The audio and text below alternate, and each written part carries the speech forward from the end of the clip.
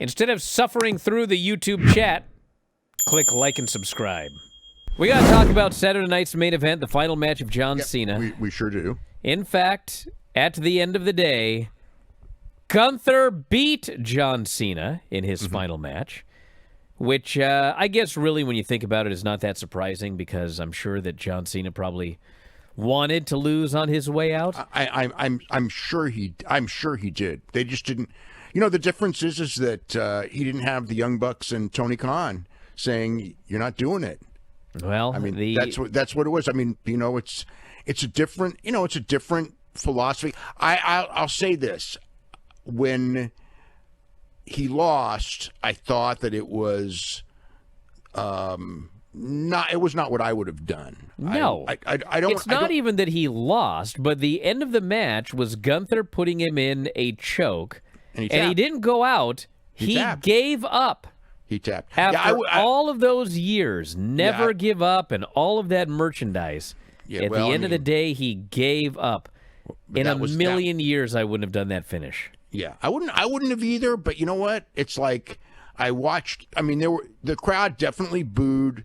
They didn't boo John. They didn't like that. There was a bullshit chant, and then everybody was happy with whatever. He didn't do a big farewell or anything in the ring. I mean, a speech. He did a big farewell, and everyone came out and everything. He didn't say a word. Very emotional. Very well done. Left his tennis shoes in the ring. Left his wristbands in the ring and all that. There was like a bullshit chant for a little while. And then when Paul Levesque came out, they did boo him and did say, like, you know, you fucked up. And they blamed Hunter 100% for this. Yeah, they did. Which at the end of the day, I mean, even if it's John, listen, here's the thing. It was John Cena's decision, okay? But it was But even if it was, Triple H could have said, no, you're actually not losing in your last match. No. Or no, you're not going to quit. Yeah. I mean, he could have said that. I think people are thinking that Triple H made a call and like John Cena maybe didn't want to do it or whatever. I mean, that didn't happen. Yeah. You know, John Cena, I'm sure, wanted to lose. Yeah. But Triple H did not stop him. He did not say, no, I'm not going to let you do that. At the end of the day, it was Paul's decision. And you know, if people are mad, you know, that's who you boo. You know, it's like when I watched the whole thing, when I watched it go down and everything, you know, if you watch the crowd, people didn't leave. They watched the video. They watched him leave. It was very emotional. I think they got what they came for. They didn't come for, at the end of the day, they didn't come for a win or a loss. And I think the announcers played up the Gunther win really well. I would not have done it. I don't think it's like, you know, I mean, I heard that there were chants, like, I guess when the post show there were chants of AEW or something. So that's probably not the best thing in the world. But they chanted for AEW. They chanted "You fucked up" at Triple H. They booed him every single time they showed him on the big screen. Just booed this guy out of the building. Yeah. I mean, they were not happy with that decision. Well, you know, I mean, it's, you know, people did not want to come to see him lose his last match, and you know, they could have done it the other way. I would have done it the other way too, but you know, again, the people at the end, as much as it's like I don't know, when he was in the ring and everything like that, and when he was leaving, it was the send off that people wanted, and they were there for the send off. They weren't really there for the match, and the idea obviously is he's leaving. Let's make a star out of Gunther. Let's make him a bigger star. Which is funny because he's already a gigantic star. Well, he's multi-time world champion. Yeah, but he can always be bigger. Retired Goldberg already. Yeah, but he's not. I mean, he's a star, but he's not Cody. He's not Punk. He's not a mover at that level. Not even close. And they want to make him. You know, they want to make him. I don't want to say Roman Reigns, but I mean, they'd love to make him Roman Reigns if they could. I don't, you know, but he's not Roman Reigns. I mean, and they want him to be, you know, they saw him as the guy that they can take and, you know, obviously build and make even bigger.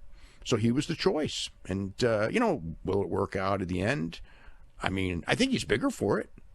But whatever. I mean, I didn't. didn't have as big a problem with it as I thought I would, because I think that the way they handled the post, it was really well done. It was a really well done show. They kept Jesse off, didn't they? Pretty much.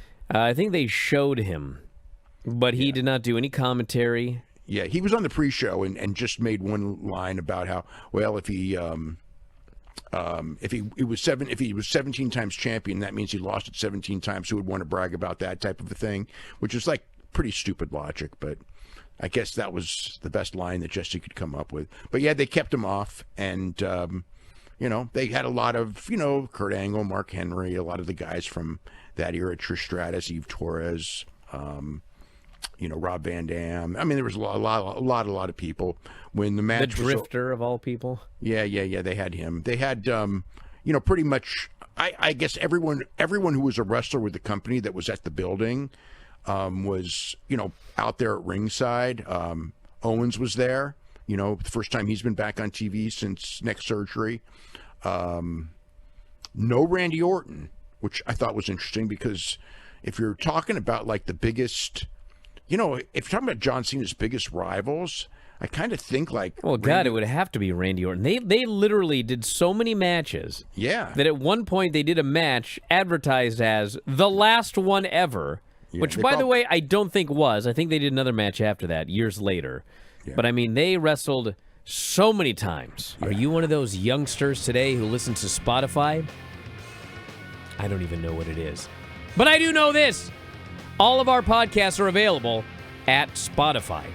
You can head up right now and sign up. The easiest way to do so, f4wonline.com/Spotify. And for just $9.99 per month, you can listen to 84 podcasts on any given month. 84!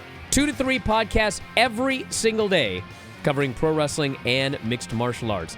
And if you think about $9.99 per month, that's just pennies per day. So check it out today on Spotify. That's f4wonline.com/Spotify. f4wonline.com/Spotify.